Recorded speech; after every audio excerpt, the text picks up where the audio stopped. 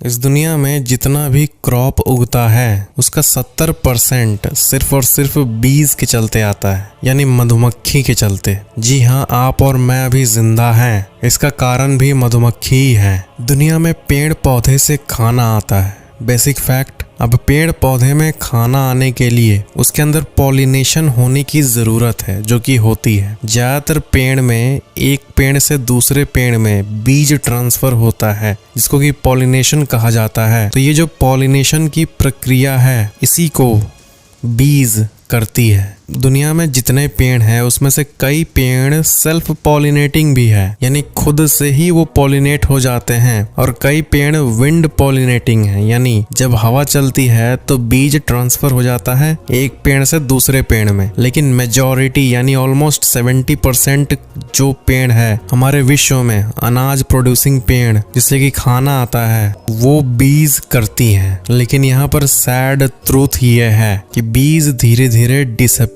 हो रही है। जितना भी रिसर्च किया गया है, जितना भी स्टैटिस्टिकल डेटा को कलेक्ट किया गया है, उन सब में यही बताया गया है कि हर साल बीज का नंबर कम होते जा रहा है। डेटा को लेकर जब ग्राफ को प्लॉट किया जाता है तो हमें ये दिखता है कि बीज का नंबर किसी भी साल में बढ़ा नहीं है। 1950 के टाइम पर जितने मधुमक्खियां हमारे विश्व में थी उसका आधा ही मौजूद है, और स्टैग्नेंट होती तो एक बात होती, लेकिन बात यह है कि वो घट रही है। ये एग्जैक्टली हो किस लिए रहा है इसके बारे में तो वैज्ञानिक क्लियर कट आंसर नहीं दिए हैं, लेकिन क्लाइमेट चेंज और पेस्टिसाइड्स यूज वो कारण बताए जा रहे हैं जिसके चलते ये हो रहा है। पेस्टिसाइड्स जहां पर इस्तेमाल होते हैं वहां पे बीज अपना काम सही से नहीं कर पाते, और बीज के हेल्थ के लिए भी ये बहुत खराब है। इनफैक्ट साल 2013 में यूरोपियन यूनियन ने नियोनिकोटिनॉइड्स नाम के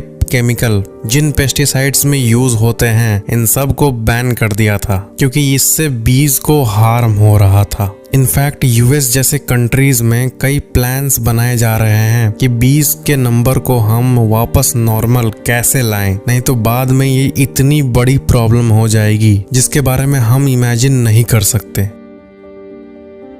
हमारी दुनिया का अगर आप टाइम लाइन देखोगे तो शुरुआत में एक ऐसी दुनिया थी जिसमें फूड की कमी होती थी, खाने की कमी की महामारी होती थी, और पास्ट में ऐसे कई सीजन्स लोग बिताते थे जिसमें उनको भरपेट खाना भी नहीं मिलता था। लेकिन अब हमारी दुनिया एक ऐसे रूप में इवॉल्व हो गई है कि आपके एक क्लिक पे खाना आपके सामने आ जा रहा है। फूड एक्सेस मात्रा में अवेलेबल है सबके लिए। तो अगर बीज धीरे धीरे डिसअपीयर हो जाएं तो होगा ये कि हमारी दुनिया वापस वैसी दुनिया बन जाएगी जिसमें खाने के लिए भी लोगों को सोचना पड़ जाएगा। हार्वर्ड यूनिवर्सिटी में तो कई ऐसे रिसर्चेस चल रहे हैं, ऐसे प्लान्स बनाए जा रहे हैं कि अगर ये बीज किसी कारण से एक्सटिंक्ट हो जाते हैं कुछ सालों में, तो हम आर्टिफिशियल बीज को बनाकर उनकी कमी को पूरा करेंगे। अगर हम स्पीसीज को सेव नहीं कर पाए तो रोबोट से काम करेंगे। लगभग 20-30 सालों से इस पे R&D हो रही है, यानी रिसर्च एंड डेवलपमेंट, और 20 सालों से इतने ब्राइट माइंड्स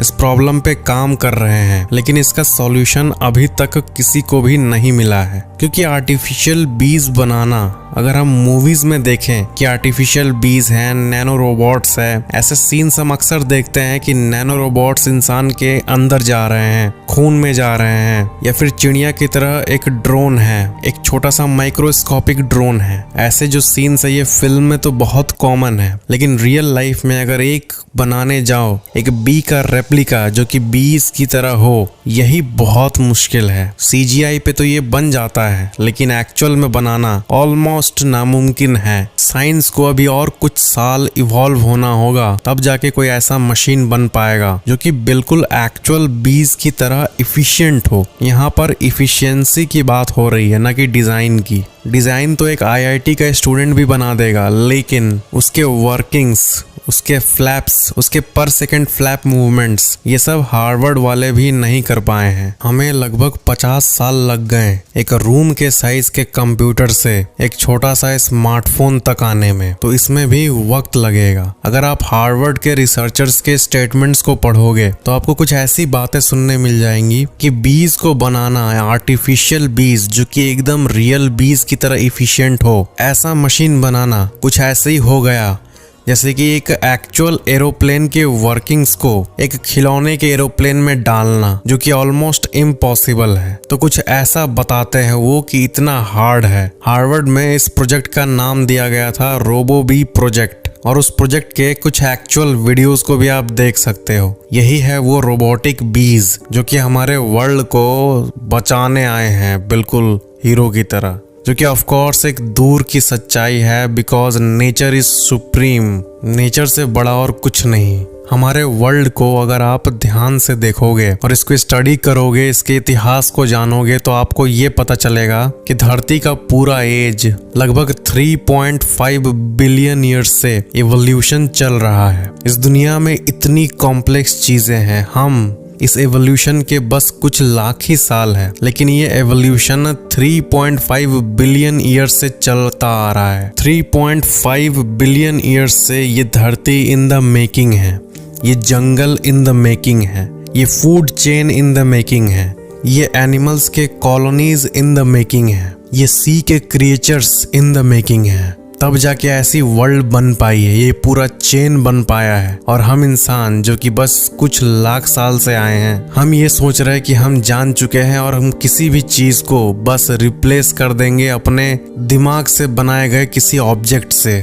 हमारे दुनिया में जितना भी इकोसिस्टम है वो बहुत ही ज़्यादा कॉम्प्लेक्स है। हमें नहीं पता कि एक्चुअल में जो बीज बची हैं वो जब रोबोटिक बीज को देखेंगे तो वो कैसे रिएक्ट करेंगे। क्या वो डर जाएंगे? क्या वो इसको इन्वेडर मानेंगे और इस पे अटैक करने लगेंगे? अगर ये अटैक करने लगे तो एक्चुअल बीज का जो एफिशिएंसी है और प्रोडक्टिविटी है वो घट जाएगी, क्योंकि उन पे ज़्यादा स्ट्रेस आ रहा होगा इन्वेडर्स के चलते। इन्वेडर्स जो कि हमारे ही बनाए गए रोबोट्स होंगे, जो कि उनके POV यानी पॉइंट ऑफ व्यू के हिसाब से इन्वेडर है। तो इससे बीज ऑफ कोर्स स्ट्रेस्ड होगी और नेचुरल बीज की एफिशिएंसी घट जाएगी। तो हम जिस प्रॉब्लम को सॉल्व करने निकले थे, पॉलिनेशन बढ़ाने की जो ड्रीम लेके निकले थे, ये तो उसी का उल्टा पड़ जाएगा हमारे बनाए गए सो कॉल्ड रोबोटिक बीज के चलते। इससे तो जो बचे हुए मधुमक्खियां होंगे वो और भी पहले एक्सटिंक्ट हो जाएंगे।